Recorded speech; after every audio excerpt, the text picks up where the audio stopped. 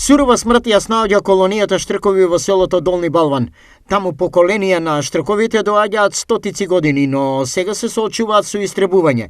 Од 9 постојни останале само 4 гнезда. Гнездата се намалуваат затоа што е постоечката мрежа, што е делумна во овој дел на селото, има голи жици кои се поставени хоризонтално. Најчесто они ловат во водата и они дојдат со влажни нозе, меѓутоа они се огромни птици и кога се спуштаат не можат да избалансираат точно, се спуштат на бандерата и се спуштаат на жиците. А таму горе се сите 4 жици на 4 фази и нулата.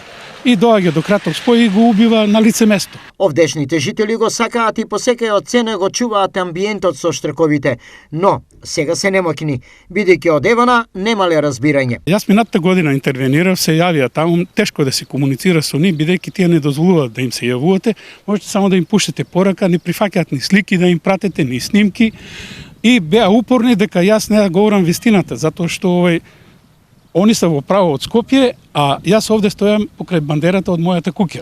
Значи, они знаат се од Скопје, ние не знаеме ништо тука во Балван. Освен што жителите на ова село со штрковите се сложни, и тоа во се, тие на нив им се и од полза. Ако ги нема штрковите, знае се, ке преовладеат жабите, глувците, змиите, значи се оно што они користат како храна. И затоа ни го опустошија полето глувците. Многу често, кога штрковите биле во неволја, на нив им помагале балванчани на следниот начин. Имаше случај доле на долното гнездо, сте го виделе од левата страна кај школото, имаше, луѓето видеа дека пилето падна, се организираа, дојдоа со рампа и го качија пилето горе. Значи се случува и самите штркови во полето, например, додека луѓето ја обработуваат земјата, се спуштаат на тракторот.